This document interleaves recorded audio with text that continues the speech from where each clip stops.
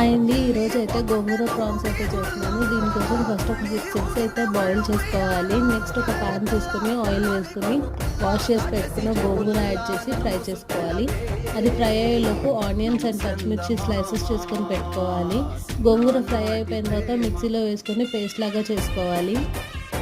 ఇప్పుడు ఒక ప్యాన్ తీసుకొని ఆయిల్ యాడ్ చేసుకొని క్లీన్ చేసి పెట్టుకున్న ప్రాన్స్ వేసుకొని గోల్డెన్ బ్రౌన్ వచ్చేంత వరకు ఫ్రై చేసుకోవాలి. ఫ్రై అయిన తర్వాత అవి తీసి పక్కన పెట్టేసుకొని ఎగ్స్కి కాటులు పెట్టుకొని ఎగ్స్ కూడా కొద్దిగా ఫ్రై చేసుకొని అవి కూడా తీసుకొని పక్కన పెట్టుకోవాలి. ఇప్పుడు అదే ఆయిల్లో మనం కట్ చేసి పెట్టుకున్న ఆనియన్స్ అండ్ పచ్చిమిరపకాయలు వేసి కొద్దిగా ఫ్రై చేసుకొని అందులోకి ప్రాన్స్ కూడా యాడ్ చేసుకొని గోంగూర పేస్ట్ యాడ్ చేసి ఒకసారి కలుపుకోవాలి.